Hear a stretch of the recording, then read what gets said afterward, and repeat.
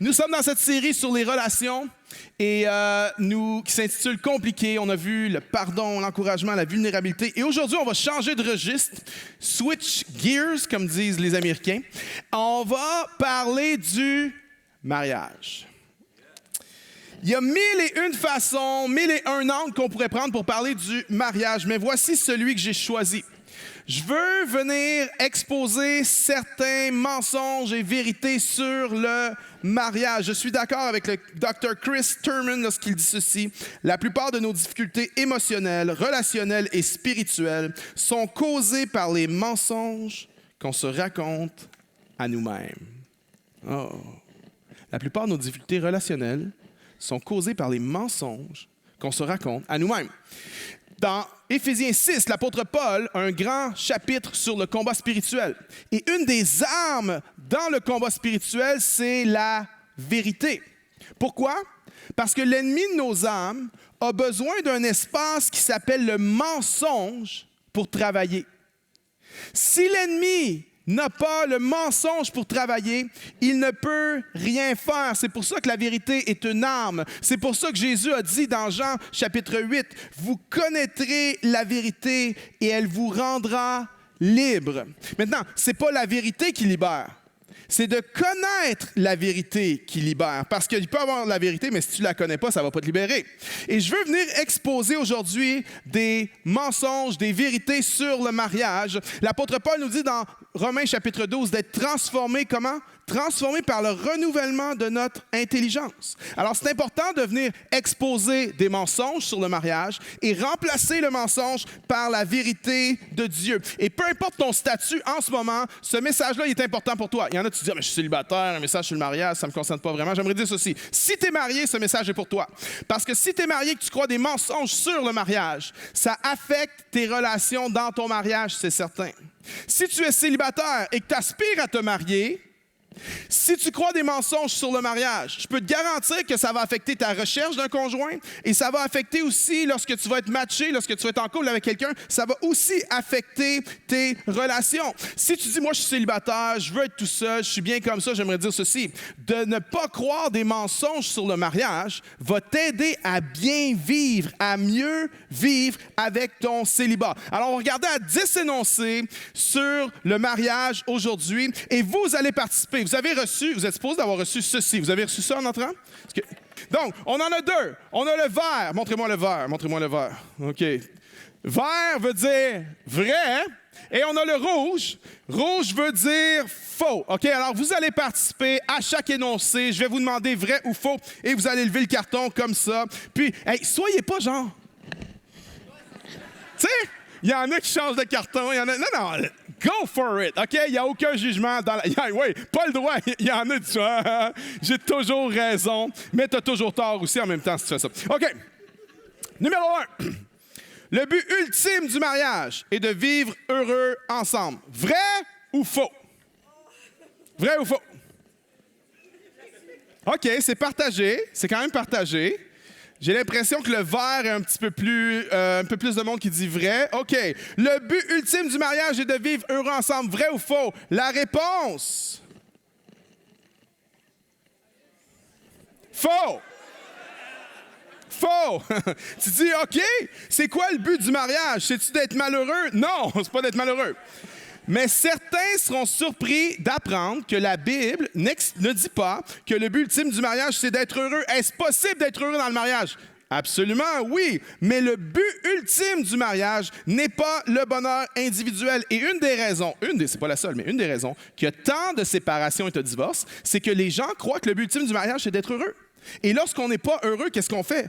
On quitte le mariage parce qu'on n'est pas heureux. Mais tu dis, OK, si le but ultime du mariage n'est pas d'être heureux, quel est le but ultime du mariage? On va lire ensemble un texte dans Éphésiens chapitre 5, versets 25 à 27. Regardez ce que ça dit. L'apôtre Paul dit, « Marie, aimez vos femmes. » J'aurais dû avoir un « amen » drette là, féminin, comme... OK, les filles, je vous donne une autre chance. « Marie, aimez vos femmes. » OK, mais je vous ai pogné parce que le verset n'est pas pour les femmes, il est pour les maris. Alors, les gars, je m'attendais à un amen, OK? Marie, aimez vos femmes. Amen. Ah, mais hey, ça manque de testostérone, come on. Bon, je sais qu'on est en infériorité numérique dans cette église, les hommes. Les églises urbaines, c'est comme ça, là. Mais quand même, OK? Marie, aimez vos femmes. Amen. OK, yes. Comme Christ a aimé l'Église et s'est livré lui-même pour elle, afin de la sanctifier par la parole, après l'avoir purifiée par le baptême, afin de faire paraître devant lui cette Église glorieuse, sans tache, ni ride, ni rien de semblable, mais sainte et irrépréhensible. OK. Ce petit texte-là, cette petite phrase-là, on pourrait prêcher pendant 4 dimanches juste là-dessus. OK? C'est multifacette. Je n'ai pas le temps de tout déballer ce texte-là, mais il y a une vérité que je veux mettre en lumière dans mon point ici ce matin. OK? Voici la vérité. Paul explique que la relation entre Christ et nous, l'Église, OK? Dans cette relation-là, Christ nous transforme. Christ utilise cette relation pour nous changer, pour nous purifier, pour nous transformer. Et Paul dit que d'une manière similaire, la relation du mariage, c'est pour nous changer, nous purifier et nous transformer. Ça, c'est le but du mariage. Tim Keller a dit ceci. À quoi sert le mariage? C'est une manière pour 2 amis spirituels de s'aider l'un l'autre dans leur pèlerinage, de devenir les personnes que Dieu les a créées pour être, pour la gloire de Dieu. Oh! C'est différent, là. Attends un peu. Le but ultime du mariage, c'est pas d'être heureux? Non. Le but ultime du mariage, c'est que Dieu utilise cette relation-là, qui est le mariage, pour te transformer à son image. OK, j'ajoute un autre verset. 1 Corinthiens 10. Soit donc que vous mangiez, soit donc que vous buviez, soit que vous fassiez quelque autre chose, faites tout pour la gloire de Dieu. Paul dit, mange pour la gloire de Dieu. Bois pour la gloire de Dieu. On pourrait ajouter n'importe quoi. Travaille pour la gloire de Dieu. Vous vous mariez, ça doit être pour la gloire de Dieu. Alors, si je prends Éphésiens 5 et 1 Corinthiens 10 ensemble, quel est le but ultime du mariage? Voici le but ultime du mariage. Le but ultime du mariage, c'est de te rendre conforme à l'image de Jésus-Christ pour la gloire de Dieu. Maintenant, ça veut-tu dire que c'est impossible d'être heureux dans le mariage? Mais non! C'est possible d'être heureux dans le mariage, mais pour être heureux dans le mariage, il ne faut pas focusser sur le bonheur individuel des personnes, mais il faut mettre le focus sur le but ultime du mariage, qui est que je sois, pas l'autre, que je sois transformé à l'image de Jésus. OK, deuxième vérité. D'ailleurs, j'ai 10 points aujourd'hui. Les 2 plus importants, c'est le premier puis le dernier. OK, voici mon deuxième. Le mariage, c'est pour l'éternité. Vrai ou faux? Allez, pas le droit de rien dire, OK? Le mariage, c'est pour l'éternité, vrai ou faux? OK, en ce moment, c'est quasiment 50-50, mais je dirais, il y a un peu plus de verre. Réponse!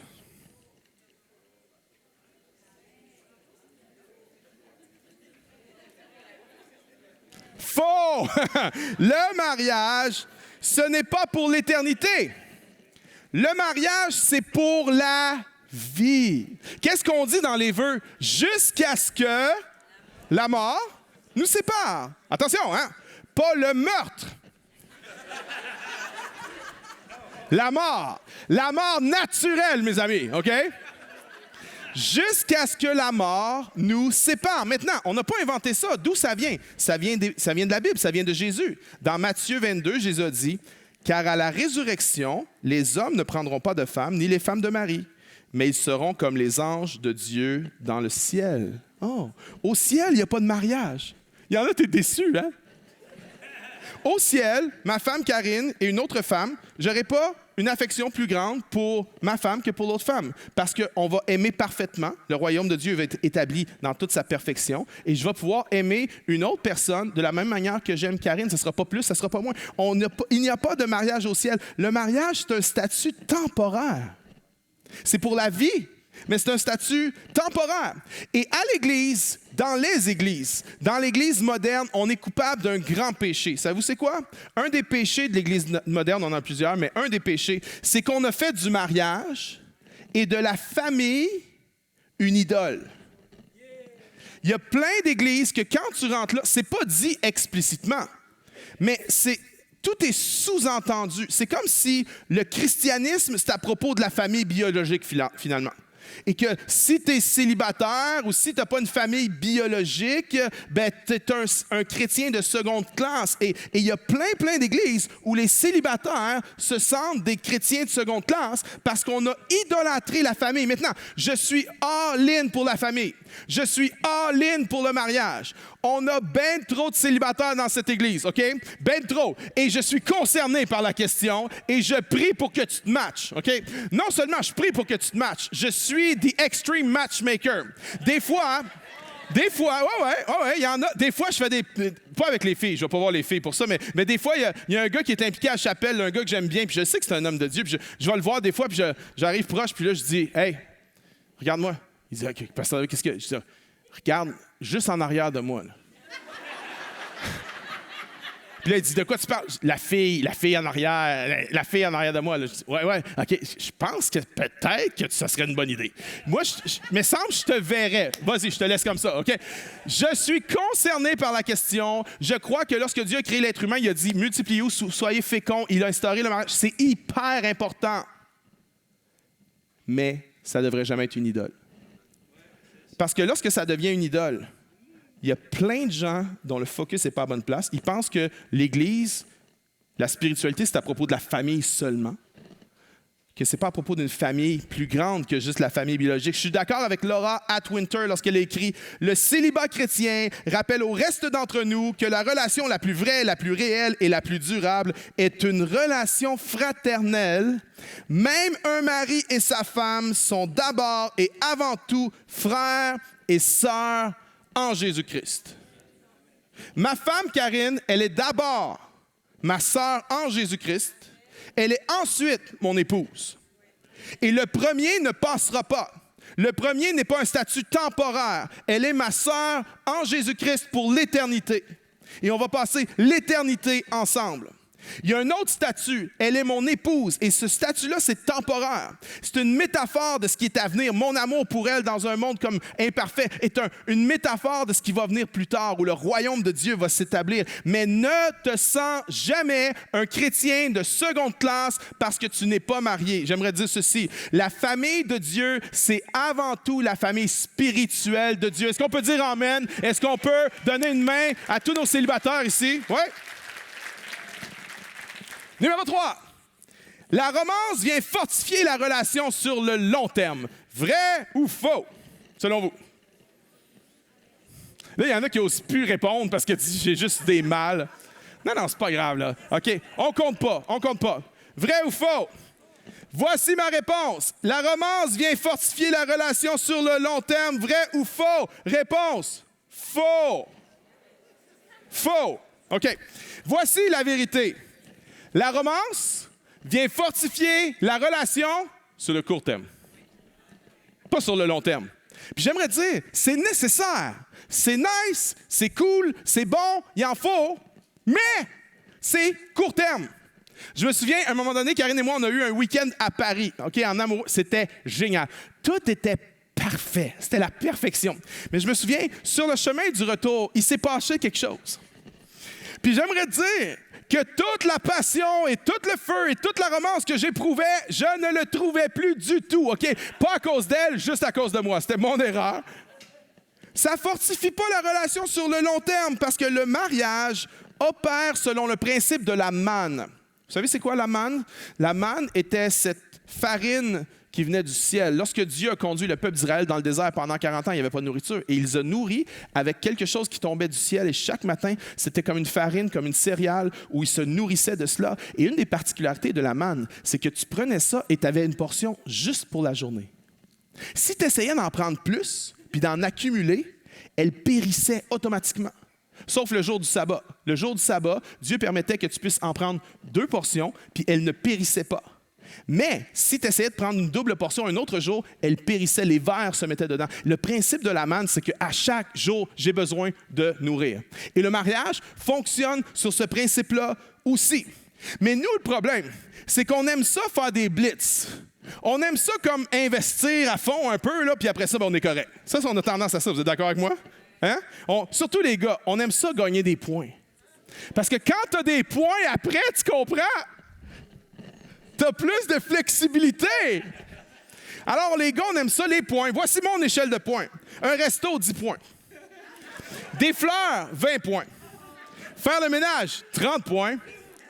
Un week-end en amoureux, 50 points. Regarder un film de filles, 100 points. Voici le maximum. Regarder un film de filles et pleurer, 200 points. Ah! Bon, je le sais, il faut faire des clichés. Il y a des filles qui n'aiment pas les films de filles. Il y a des filles qui aiment autre chose. C'est OK. Mais ça, c'est mon système de points à moi. Puis là, on a tendance à dire, hey, j'ai gagné des points. Bien là, je suis correct. Mais c'est pas comme ça que ça marche. C'est le principe de la manne. C'est un champ. Tu dois cultiver ton champ. Proverbe 28, celui qui cultive son champ est rassasié de pain. Mais celui qui poursuit des choses vaines est rassasié de pauvreté. Tu dois cultiver ton mariage à chaque jour. Il y a un autre verset dans les Proverbes qui dit, écoutez bien, je ne l'ai pas à l'écran, mais il dit ceci.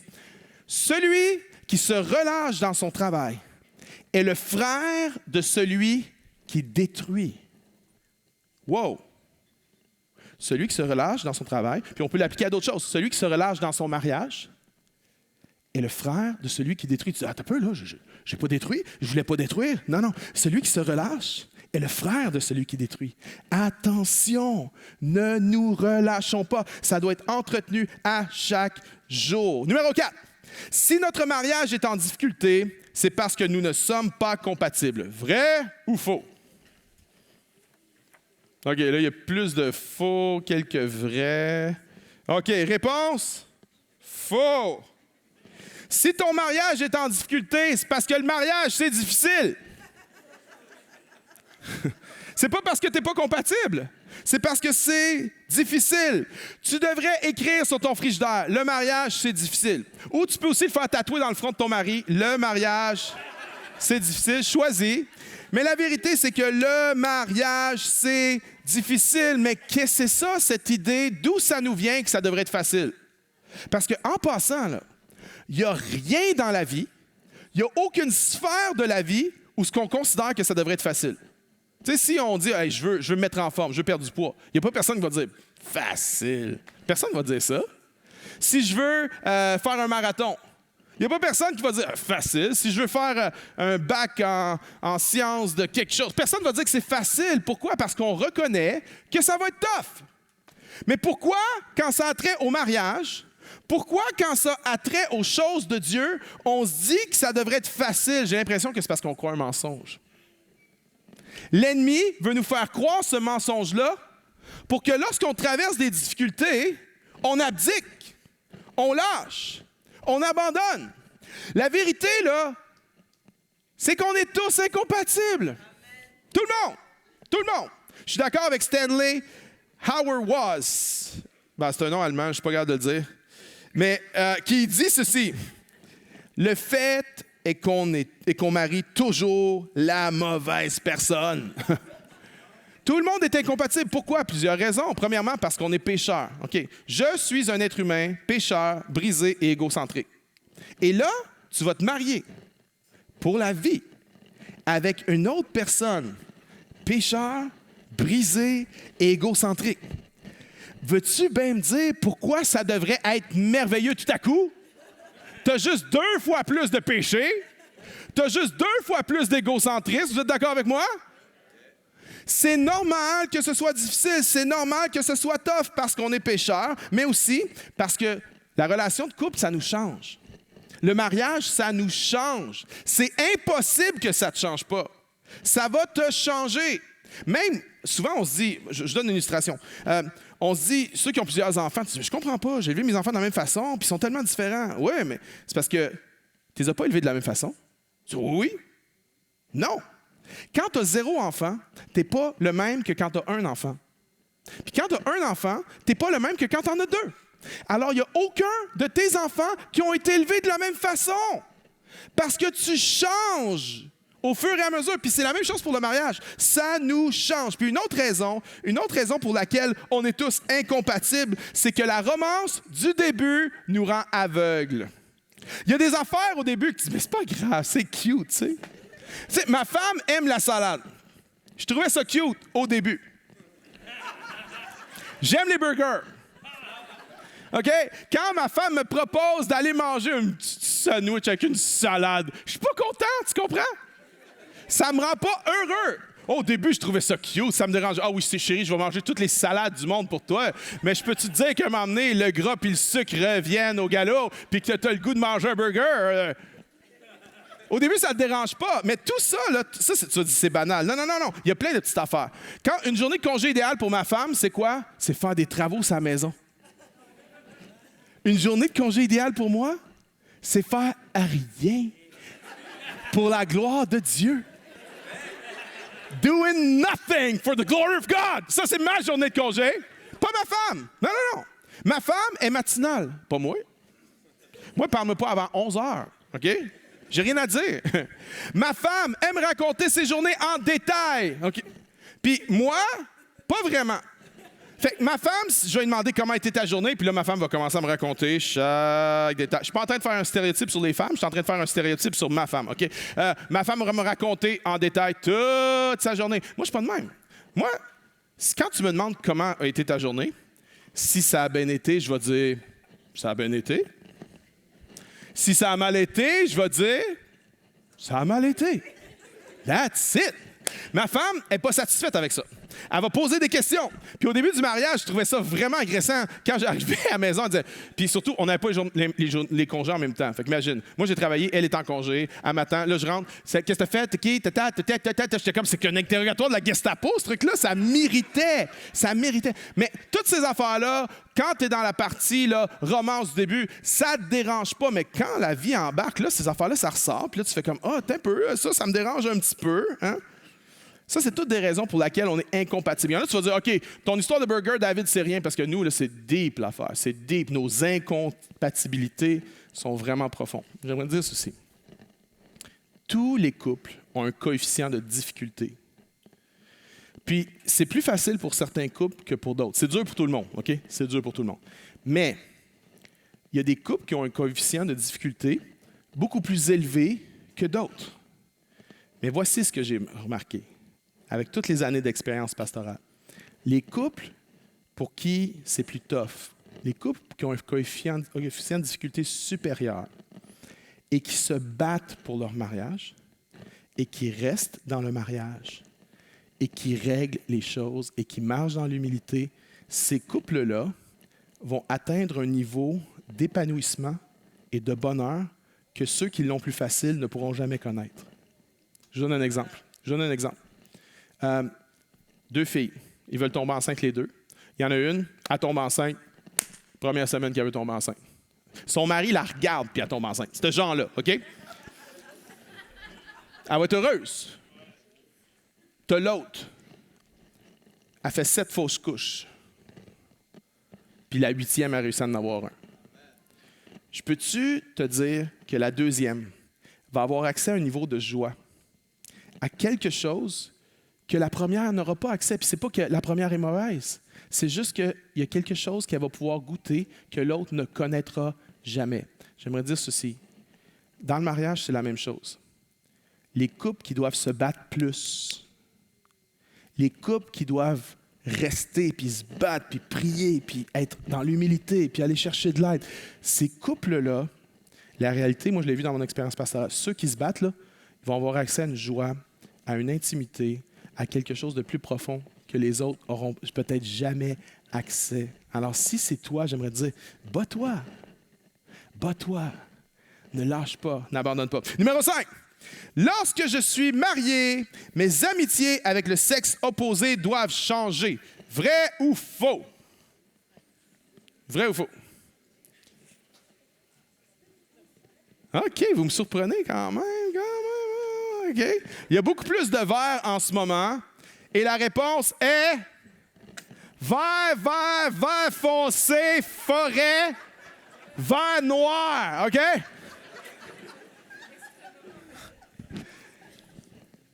Je suis au courant que c'est pas ça le discours à l'extérieur. Non, mais on est juste amis. Lâchez-moi ces affaires-là. Non, mais pour vrai, on vit à une époque où on a friends with benefit. Puis que c'est cool, puis que c'est normal, puis que c'est accepté. Puis là, on va être amis. Non! Non, maintenant, ça ne veut pas dire que tu ne peux pas avoir des amitiés avec le sexe opposé. Il y a des niveaux d'amitié, il y a des niveaux de relations. Moi, j'ai quelques amies filles qui sont vraiment des bonnes amitiés, mais ce n'est pas une amitié, moi et j'ai une amie qui s'appelle Séverine. J'ai pas une amitié, Séverine et moi, tout seul. C'est que quand on va au resto, quand on fait une activité, c'est toujours ma femme, Séverine et moi. C'est que Séverine est amie avec Karine et Séverine est amie avec moi. Et ça va arriver que Séverine va manger avec Karine. Ça va arriver. Ça n'arrive jamais que je vais manger avec Séverine. Ça n'arrive pas. Pourquoi? Parce qu'il y a une façon, notre intimité émotionnelle la plus profonde doit être pour la personne à qui on a choisi, la personne qu'on a décidé de faire alliance avec, notre mari, notre épouse, c'est cette personne-là. Et je ne peux pas aller mettre un niveau d'intimité émotionnelle avec quelqu'un d'autre. Je ne peux pas faire ça. Alors la réponse, c'est vers, OK? Numéro 6. Mon immoralité privée n'affecte pas mon mariage. Vrai ou faux? Si c'est privé. Si ça ne se sait pas, est-ce que ça affecte ou ça n'affecte pas?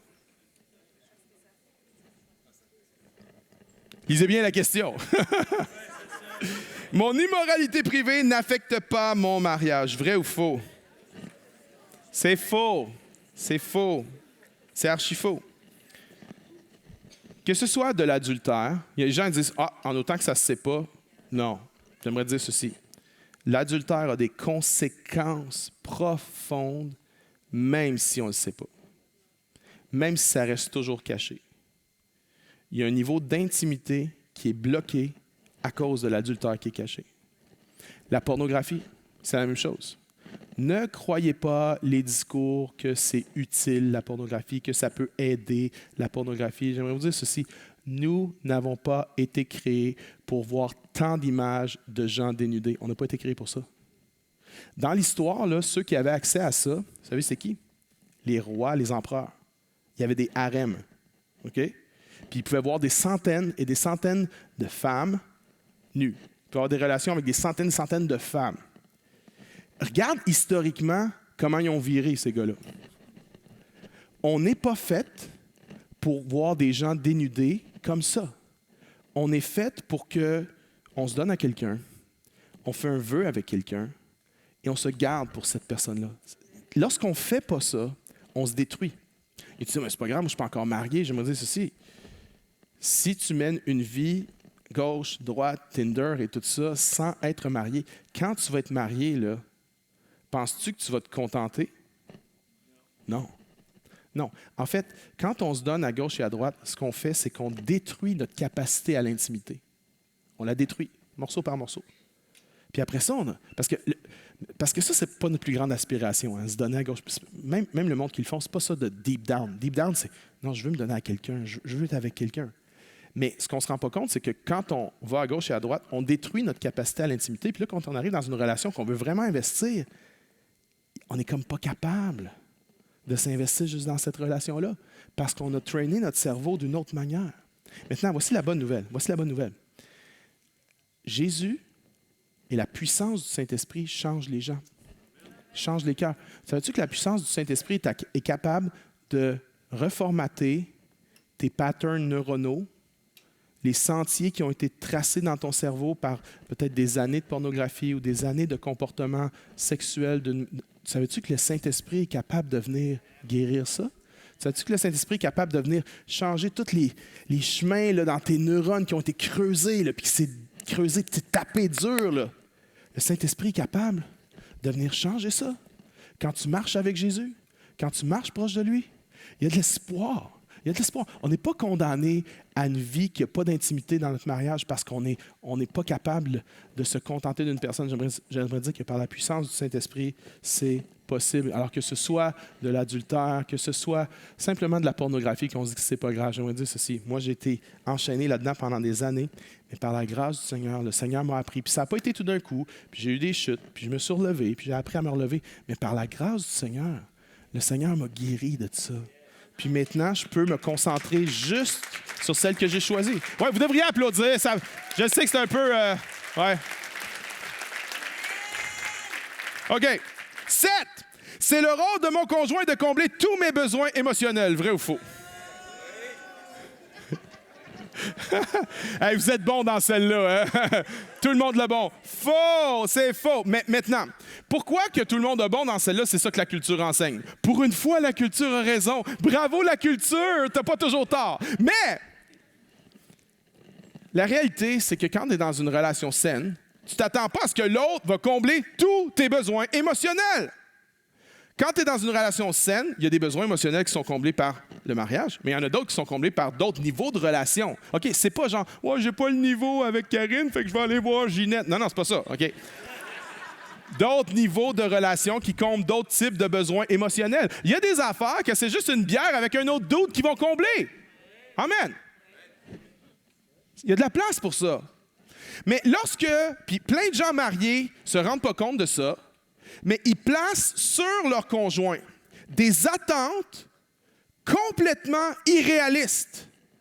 Et ils sont toujours insatisfaits de leur conjoint. Il y a des célibataires qui ont ces attentes-là, ils se lancent dans le mariage, puis ça va tout croche. Pourquoi? Parce que tu demandes, tu t'en rends pas compte, mais tu demandes à ton conjoint de combler toutes tes attentes émotionnelles. Sais-tu ce que ça s'appelle, ça? C'est de demander à l'autre personne d'être Dieu. Tu ne peux pas demander à l'autre de combler toutes tes attentes émotionnelles. Ton mari va te décevoir. Ta femme va te décevoir. Ton mari va te blesser. Ta femme va te blesser. Ça va arriver. Même des fois, dans toute sa volonté, il y a quelque chose que tu ne te sentiras pas compris. Il y a quelque chose que tu ne te sentiras pas comblé, puis il va falloir que tu apprennes à aller combler au seul qui peut combler. Lorsque tu mets des attentes complètement irréalistes sur l'autre, tu es en train de le prendre pour Dieu. Mais voici la réalité. Peu importe ce que tu vas déifier dans la vie. Déifier, ça veut dire que tu considères cette chose-là Dieu. Peu importe quoi ou qui que tu vas déifier, c'est juste une question de temps avant que tu vas le démoniser. Si tu déifies quelque chose d'autre que Dieu, quelqu'un d'autre que Dieu, Dieu est capable d'assumer d'être Dieu. Fait que déifie Dieu, il gère. C'est bon. Mais si tu défies quelqu'un en plaçant sur lui ou sur elle des attentes relationnelles, irréalistes, tu es en train de prendre cette personne-là pour Dieu. Puis c'est juste une question de temps avant que tu considères cette personne-là pas comme Dieu, comme le diable. Tout ce qu'on déifie autre que Dieu, c'est juste une question de temps avant qu'on le démonise. Attention, attention. Dieu seul peut combler tous nos besoins émotionnels. Dieu seul et personne d'autre que Dieu. Je peux t'entendre amen? OK, numéro 8. Le mariage, c'est 50-50. Vrai ou faux? Comment? OK, là, c'est pas l'unanimité en ce moment. Là, c'est comme oui, non, vrai. Le mariage, c'est 50-50. Vrai ou faux? Réponse? C'est faux. Le mariage n'est pas 50-50. Le mariage, c'est 100-100. Parce que si une moitié de femmes se marient avec une moitié d'hommes, j'aimerais dire, ils n'auront pas un mariage entier. Il va y avoir un peu n'importe quoi. Il y a plein de gens qui se marient. Il y a plein de gens, ils vont avoir une réception. Ils reçoivent la facture. 50 000 $. J'ai rien contre ça. Mais ils sentent qu'ils sont mariés, ils regardent leur compte de crédit et ils disent « Je suis marié », il n'y a pas de doute. Ils vont dire « Oui, je le veux » devant le célébrant. Ils vont dire « Jusqu'à ce que la mort nous sépare ». Ils vont signer les papiers. Ils vont être considérés mariés par l'État québécois, mais ne sont pas mariés. Savez-vous pourquoi? Parce qu'ils sont à 50. J'amène 50. Tu amènes 50. Non. C'est all-in. C'est 100. C'est pour ça que dans mon livre à moi, je n'ai pas de verset pour ça, mais j'ai raison. OK? Non, tu peux être en désaccord, là, mais mon expérience me montre que souvent, c'est dans les finances qu'on le voit, si t'es all-in.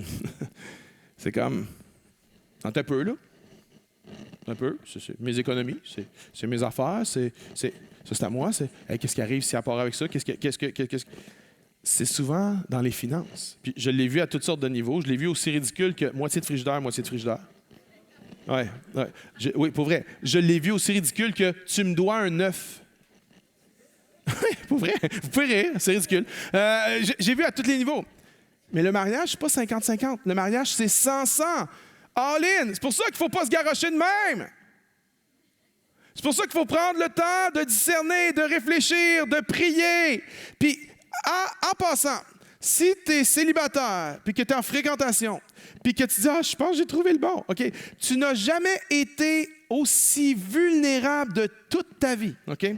Même si tu entends la voix de Dieu en ce moment te dire « C'est le bon », j'aimerais dire « Don't trust yourself. » Don't! Il n'y a pas un moment dans ta vie où tu as été plus vulnérable, plus mêlé, plus mélangé qu'en ce moment. OK? Moi, je le vis tout le temps. À un moment donné, le même dimanche, j'ai 3 gars de l'Église, des gars spirituels que je respecte énormément. Là. Je les ai en haute estime. 3 gars de notre Église, le même dimanche, qui sont venus me dire « Pasteur David, Dieu m'a montré c'était qui ma future. » Puis là, je suis comme « Yeah! » Il me dit, c'est qui? Parfait, je me réjouis avec lui. OK, ben on va prier là-dessus. Sois prudent, fais attention, mais on prie là-dessus. OK. Et on a un autre gars, vient me voir la même journée. Il me dit, Pasteur David, Dieu m'a montré c'était qui ma future. C'était la même que l'autre. Pour vrai. La 3e personne dans le même dimanche est venue me dire la même affaire. Elle était vraiment belle, la nouvelle à l'église. Elle était vraiment cute. Tu n'as jamais été aussi vulnérable, mélangé. Alors, tu as besoin d'être entouré de gens matures et spirituels. Puis même si tu es mature spirituellement, si tu es dans cette situation-là, ta maturité vient de prendre le bord. Okay? Tu as besoin de d'autres personnes pour t'aider, te conseiller. Si tu es une jeune femme, okay, jeune adulte, tu as trouvé quelqu'un, j'aimerais dire, la personne qui a probablement plus de maturité, s'il est chrétien, c'est ton père. Ton père, he knows, OK? Ton père voit des choses que personne ne voit. Ton père connaît. Moi, j'ai 2 filles, OK? Je vois des choses. Tu as besoin de t'entourer de gens autour de toi pour voir des gens qui vont être all-in, pas juste 50-50. Je peux t'entendre, amen? Numéro 9.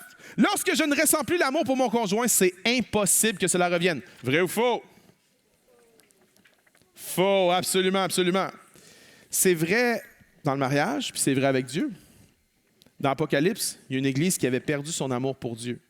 Puis qu'est-ce que Jésus va leur dire? Il va leur dire ceci, Apocalypse 2. « Mais ce que j'ai contre toi, c'est que tu as abandonné ton premier amour. Souviens-toi donc d'où tu es tombé, repens-toi et pratique tes premières œuvres. » Voyez-vous, il ne dit pas « tu as perdu ton amour », il dit « tu l'as abandonné ». Comment tu peux abandonner ton amour? Comment tu peux abandonner ton mariage? Quand tu arrêtes de faire les bonnes choses que tu dois faire. C'est là qu'on abandonne l'amour. Puis il dit, repens-toi, pratique tes premières œuvres. En d'autres mots, fais ce que tu faisais quand tu m'aimais. Fais ce que tu faisais quand tu étais en amour avec moi. Dieu dit ça à l'Église. On peut appliquer ça dans le mariage. OK? Si tu es dans une saison dans ton mariage, dans ton couple, où c'est difficile, c'est pas la fin, c'est pas fini. Dieu peut ramener l'amour, Dieu peut raviver l'amour, mais Dieu te dit, pratique tes premières œuvres. Fais ce que tu faisais avant quand tu l'aimais. Attends pas que l'amour revienne, que le sentiment revienne. L'amour, ce n'est pas un sentiment, l'amour, c'est un verbe. C'est un verbe d'action. J'aime, je choisis d'aimer. Et tu pratiques tes premières œuvres et alors les sentiments vont finir par suivre. J'aimerais dire à un couple, à un mariage ici, à des amis, tout est possible avec Dieu. Avec Dieu, il y a toujours l'espoir. Dieu est capable de faire jaillir des sources dans le désert. Si notre mariage, c'est juste un désert, c'est sec, c'est craqué, il n'y a rien qui pousse, on voit juste des craques dans le sol, j'aimerais dire ceci. Avec Dieu, tout est possible. Pratique tes premières œuvres. Puis tu vas voir qu'est-ce que Dieu peut faire. Qu'est-ce que Dieu peut rebâtir. Maintenant, je sais que ça, c'est à 2. Je suis au courant de ça. Je sais qu'il y a des gens qui vont avoir tout fait, puis que l'autre n'a pas voulu. Je comprends ça. C'est pas ça que je suis en train de dire en ce moment. Il y a des situations, même dans la Bible, il y a des moments, il y a des situations précises dans la Bible où le mariage peut se terminer. OK? Mais c'est pas ça que je suis en train de parler ce matin. Je suis en train de parler que par la puissance du Saint-Esprit, Dieu peut faire renaître. Dieu peut ramener. C'est possible. Le Seigneur peut le faire. Puis je ne vous dis pas ça pour mettre une condamnation sur qui que ce soit. Il y en a qui ont expérimenté des choses, il y en a qui ont vécu des séparations. Tu as tout fait, tu t'es battu jusqu'à la fin, tu es resté fidèle au Seigneur. J'aimerais dire ceci. Si tu as été fidèle au Seigneur jusqu'à la fin et tu t'es battu, alors que la relation vient de se terminer, que le mariage est fini, surtout, commence pas à t'éloigner du Seigneur. Parce que c'est ça qui souvent qui arrive, c'est que la personne a tout donné, là, puis l'autre, il ne voulait pas. Il ne veut pas suivre Dieu, il ne veut pas aimer Dieu, puis l'autre fait n'importe quoi. Puis là, la personne se donne, elle reste proche du Seigneur, elle fait tout ce qu'il faut, puis là, la relation se finit, puis là, la personne qui était vraiment attachée à Dieu, elle part en fou. Puis là, elle va faire des choses à gauche puis à droite. Ne viens pas te faire voler. Ne viens pas te faire voler. Le Seigneur a des bénédictions pour toi. Le Seigneur a des bonnes choses en réserve pour toi. Ne te laisse pas voler. Continue à être fidèle au Seigneur. Numéro 10, le dernier. Je vous avais dit, le plus important, c'est le premier puis le dernier. Voici les deux. Le dernier, pardon. Numéro 10. La pratique la plus déterminante pour le succès d'un mariage est la communication. Vrai ou faux? Là, c'est un gros verre dans la salle en ce moment. C'est un raz de marée vert en ce moment. OK? Réponse. Faux. Maintenant, je ne suis pas surpris que tout le monde soit tombé dans le panneau. Pourquoi? Parce que c'est ça que la culture dit.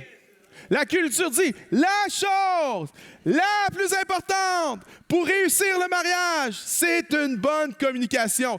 Et c'est vrai que c'est essentiel.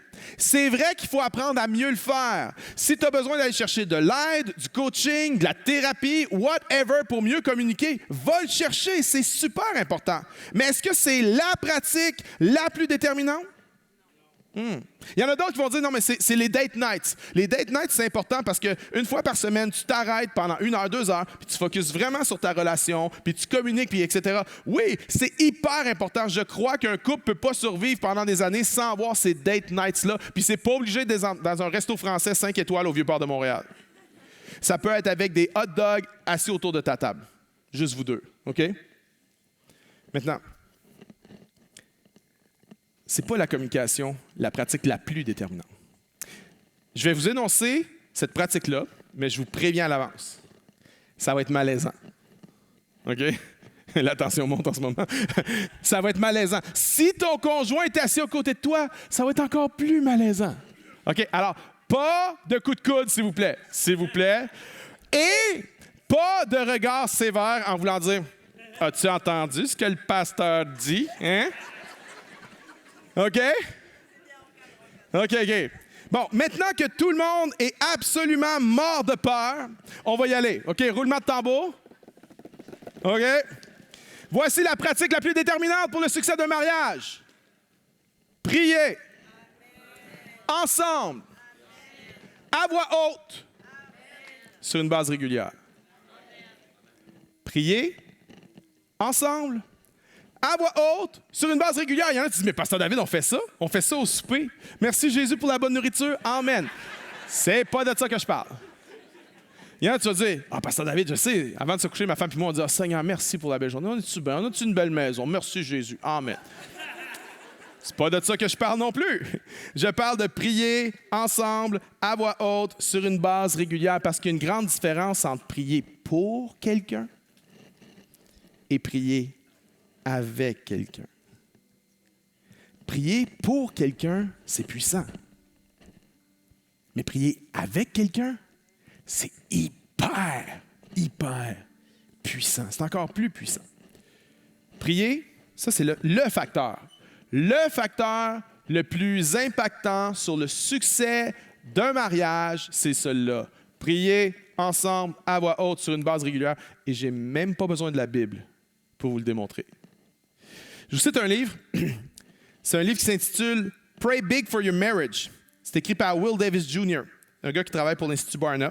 Et dans son livre, il cite une étude qui dit que le taux de divorce chez les couples qui prient ensemble est de moins de 1%. 1%. Savez-vous c'est quoi le taux de divorce? En 2010, le taux de divorce au Québec, c'était 48%. En 2020, il y a des nouvelles stats qui sont sorties. Le taux a chuté autour de 36. Il y a comme 11 points de chute. Mais savez-vous pourquoi? L'explication, semble-t-il, est parce que les gens n'avaient pas accès à un juriste pour divorcer. Il y avait un manque d'accessibilité à cause de la COVID. Les stats vont se replacer, ce ne sera pas long. OK, fait grosso modo, là, c'est 48 %. Aux États-Unis, c'est 50 %. Puis dans l'Église, savez-vous, c'est quoi le taux de divorce? Dans les églises en général? 40 %. C'est proche. C'est proche. OK? Mais, chez les couples qui prient ensemble, le taux chute à 1 %. Maintenant, il y a d'autres études qui vont plus loin encore que celle-là. Dans un livre écrit par Dr. Phil, vous connaissez Dr. Phil, le gars, le psy à la télé américaine. Il a écrit un livre il y a plusieurs années qui s'appelle Relationship Rescue. Et dans ce livre-là, ça dit ceci. Une statistique intéressante révèle que le divorce est à son minimum un mariage sur 2. OK, yeah. Mais le taux de divorce rapporté parmi les couples qui prient ensemble est de 1 sur 10 000. Savez-vous c'est quoi 1 sur 10 000? C'est 0,0001 %. Le taux de divorce chez les couples qui prient ensemble est de 1 sur 10 000. Une statistique assez impressionnante, même si on la réduit encore de 1000 fois. OK. Je ne sais pas qui a raison. Est-ce que c'est l'étude à 1 % ou l'étude à 0,001 %? Mais on s'en fout, là. OK? Vous êtes d'accord avec moi que c'est significatif, que ça change la donne? Voici la leçon. Les couples qui prient ensemble restent ensemble. Les couples qui prient ensemble restent ensemble. Maintenant, pourquoi on résiste à ça? Dans mon expérience pastorale, je pense que c'est peut-être 5 % maximum des couples qui prient ensemble à voix haute sur une base régulière. 5 %. Pourquoi on résiste à ça? On est orgueilleux. Pourquoi on résiste à ça? Parce qu'on ne se sent pas bon à prier. Puis nous autres, les gars, on veut-tu avoir de l'air de gérer la situation, tu sais, devant notre femme? Fait que prier, pas bon là-dedans, moi. Hein.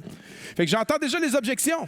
J'entends déjà le monde penser, dire, on peut pas faire ça. Non. Voici quelques conseils pour prier ensemble à voix haute sur une base régulière. Premièrement, des prières courtes et hésitantes sont mieux que des prières longues et éloquentes. Amen. Des prières courtes et hésitantes sont mieux que des prières longues et éloquentes. Dans la Bible, Jésus n'a jamais critiqué les prières courtes. Pas une fois. Pas une fois, Jésus a dit, vous priez trop court. Ça n'a pas de bon sens. Non. Le contraire, Jésus a critiqué les prières longues. Jésus a critiqué les prières longues sans le cœur. Fait que tu n'es pas obligé d'avoir la prière. Puis souvent, il y en a, tu es nouveau, ou il y en a, tu es intimidé par la prière. Puis quand tu penses prière, tu penses au pasteur qui prie. Puis là, le pasteur cite des versets bibliques, puis là, il met des grands mots théologiques, justification, sanctification, identification, réconciliation. Puis là, toi, tu penses que c'est ça la prière. Non! Non, c'est pas ça la prière. Commence par prier. Des prières courtes et hésitantes sont mieux que des prières longues et éloquentes. Ça veut dire quoi? Prends les mains de ta femme, prends les mains de ton mari, puis tu dis, Seigneur Jésus, on prie à voix haute, ensemble. Je ne sais pas trop quoi dire. Dans le nom de Jésus, Amen. Commence là. C'est le départ. Atomic habits, des petites habitudes. Baby steps. Maintenant, je suis conscient qu'il faut être deux. Je suis conscient que si l'autre ne veut pas, on ne peut pas le forcer. OK? Puis le but, ce n'est pas de forcer personne. Si tu ne peux pas prier avec ton conjoint, viens nous voir. Nous, on va prier avec toi. Viens dans un 5 à 7. Tu vas avoir une communauté qui vont prier pour ton conjoint, pour que ton conjoint puisse venir à la connaissance du Seigneur Jésus. Alors, flagelle-toi pas, là. Mais il y en a plusieurs d'entre nous, on peut le faire. Il y en a plusieurs d'entre nous, on doit le faire. Prier ensemble à voix haute sur une base régulière. Voici le deuxième conseil pour le faire. Prier avec quelqu'un, ce n'est pas lui lancer des messages. Seigneur, j'aimerais que Patrick réalise, Seigneur, comment je me sens tout seul avec les enfants, Seigneur. Parle à son cœur pour qu'il sorte les poubelles sans que j'y demande, Seigneur. OK? C'est pas ça. C'est pas d'envoyer des messages. Non. Court, short, sincère. T'envoies pas de message, mais voici la clé. Demande à l'autre qu'est-ce qu'il a besoin que tu pries pour lui. Ça, c'est fort. Ça, c'est fort. Voici pourquoi. Parce que si ma femme me demande comment tu veux que je prie pour toi, là, il faut que je m'ouvre. Je ne vais pas juste dire « Ah, prie pour le travail, c'est tough ». Non, ça, c'est pas spécifique, ça. Ça, c'est superficiel. Non, non. C'est la face de qui? Quand tu dis « prie au travail, c'est tough », c'est la face de qui que tu vois à ce moment-là? C'est quoi le détail de? Vois-tu, quand tu demandes à l'autre de prier pour ça, tu dois t'ouvrir. Alors, il y a de l'intimité, il y a de la vulnérabilité, il y a de la communication, mais ce n'est pas juste bidirectionnel. Vu que c'est en prière, c'est tridirectionnel. C'est avec Dieu aussi. Alors, c'est bien plus que de la communication simplement. C'est de la communication sur stéroïdes entre le ciel et la terre. Il y a quelque chose qui se passe quand tu pries ensemble. J'aimerais dire ceci. Ça me fait du bien quand vous priez pour moi. Il y en a, vous venez me voir, vous priez pour moi. Ça me fait du bien. Continuez à le faire, s'il vous plaît. Continuez à prier pour moi. Nous avons besoin les uns des autres. Mais il n'y a pas personne que quand tu as prié pour moi, que ça vient plus me chercher que quand c'est ma femme. Parce qu'elle connaît chacun de mes faiblesses, chacun de mes struggles, chaque fois où j'ai manqué, elle connaît tout ça. Puis elle peut m'offrir la grâce en priant pour moi, puis en demandant à Dieu de m'aider. Il n'y a rien comme ça. Il n'y a pas de prière plus forte que celle-là. Il n'y a pas de prière qui me console plus que celle-là, qui m'édifie plus que celle-là, qui me lift up plus que celle-là. C'est fort. Puis il y en a, tu n'as pas ça. Puis commence pas à te flageoler que tu n'as pas ça. Puis, j'ai pas ça. Non, non, on va prier avec toi. Là. Il y a des gens dans mon 5 à 7 là, que leur conjoint, ils ne connaissaient pas le Seigneur. Puis on a prié, puis Dieu a changé les choses. Il y a des gens qui sont encore comme ça, mais on continue à prier et Dieu va changer les choses. Mais à ceux qui peuvent le faire, à ceux qui, dans un futur mariage, tu vas pouvoir le faire, j'aimerais dire ceci. Prie ensemble, à voix haute, sur une base régulière.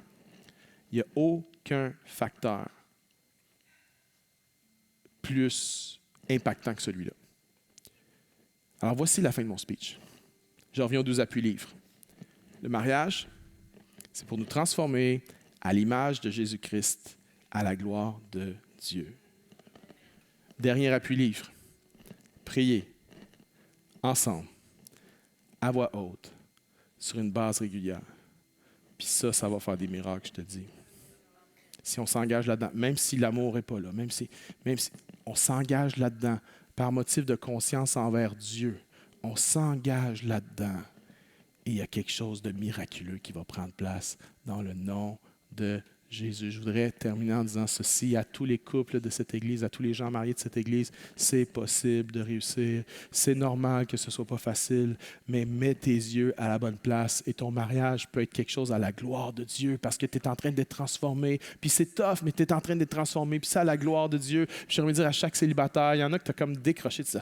Mais non, mais je veux rien savoir de ça. C'est juste n'importe quoi. Non, non, non. Non, il y a encore des gens qui craignent Dieu. Il y a encore des gens qui marchent avec Dieu et que par la grâce de Dieu, dans cette Église, nos statistiques de divorce sont différentes des statistiques de ce monde, par la grâce de Dieu, sans jugement sur qui que ce soit. Puis si tu as vécu des échecs, commence pas à te flageoler. Non, non, regarde vers l'avant, OK? Regarde pas en arrière, regarde en avant. Puis tu as fait des erreurs, apprends de tes erreurs. Sois humble par la grâce de Dieu. Mais le Seigneur va te relever, puis que notre futur va être glorieux. Puis que si tu es en couple en ce moment, ton futur est glorieux. Maintenant, n'abandonne pas, ne lâche pas. Le Seigneur est en train de faire quelque chose dans ta vie, quelque chose de beau, quelque chose d'extraordinaire. C'est normal, il y a des cycles dans un couple, ça change. La vie change, c'est normal. C'est normal quand ça fait 25 ans que tu es avec la même personne. C'est normal que ça change. C'est normal. Mais c'est beau par la gloire de Dieu qu'on reste attachés l'un à l'autre en pratiquant nos premières œuvres puis qu'on est transformés pour la gloire de Jésus. Je peux-tu entendre un dernier amen? Puis est-ce qu'on peut applaudir l'auteur du mariage, le Dieu qui a inventé le mariage? Amen. Hey! J'aimerais qu'on se lève, s'il vous plaît. Je veux prier pour vous. Est-ce qu'on peut se lever? Levons-nous tout le monde. Penchons la tête. Fermons les yeux, s'il vous plaît. Je veux prier pour vous. Est-ce qu'on peut juste être dans un moment de révérence pendant quelques instants, s'il vous plaît? C'est important. Je veux vraiment prier pour vous en tant que pasteur de cette Église. Père, je veux te prier premièrement pour les gens ici qui sont mariés, pour les gens qui dont le couple fleuri va bien et pour d'autres qui sont en difficulté en ce moment. Seigneur, je prie que tu viennes à leur aide. Je prie qu'ils regardent à toi. Je prie qu'ils regardent en haut, qu'ils regardent à la bonne place. Je prie qu'ils comprennent le but ultime du mariage. Je prie qu'ils commencent à prier ensemble, à voix haute, sur une base régulière. Je prie, Seigneur Dieu, pour ceux qui ont connu des échecs. Je prie que tu les relèves, Éternel Dieu. Je prie qu'ils ne restent pas dans leur douleur et dans leur souffrance, que toi, tu vas les guérir, que toi, tu vas les relever et que tu as un futur glorieux pour chacun d'entre eux. Mais je te prie pour ceux qui sont maintenant dans une alliance. Je prie qu'ils restent fidèles pour la gloire de Dieu. Je prie qu'ils aillent de l'avant, qu'ils se battent ensemble pour la gloire de Dieu. Je prie pour tous ceux qui sont célibataires dans cette salle et qui disent, moi, je ne veux pas être avec quelqu'un. Je prie, Seigneur, que tu les aides à bien vivre avec leur célibat, à ne pas se sentir citoyens de deuxième classe dans l'Église, mais de se sentir comme des frères et des sœurs à part entière qui peuvent apporter tellement au corps de Christ. Je te prie pour les célibataires dans ce lieu qui, eux, aspirent à se marier, mais qui n'ont pas encore trouvé quelqu'un. Je prie, Seigneur, que leur compréhension du mariage soit quelque chose qui est juste, qui est vrai. Je prie qu'il n'y ait pas d'idolâtrie du mariage, qu'ils puissent aspirer au mariage sans que ça devienne une idole. Parce que, Seigneur Dieu, ils n'ont pas à attendre d'être mariés pour vivre. Ils peuvent vivre maintenant avec toi. Viens les bénir, Seigneur. Et je te prie, j'ose prier en tant que pasteur de cette Église, et j'ai commencé à le voir, pour des connexions, pour des gens qui se rencontrent, pour des gens qui se marient, pour des gens qui se matchent, des gens qui choisissent de joindre leur vie ensemble devant toi. Seigneur, je te prie pour plus de mariages dans cette Église, parce qu'il y a beaucoup de gens qui aspirent à ça. Et si c'est le désir de leur cœur, je suis sûr que c'est le tien aussi. Alors je te prie éternellement, mon Dieu, de venir et de nous bénir et qu'on puisse être différents à la gloire de Jésus. Et c'est en ce nom que nous avons prié. Et tout le monde dit Amen. On peut acclamer le Seigneur une dernière fois. Hey!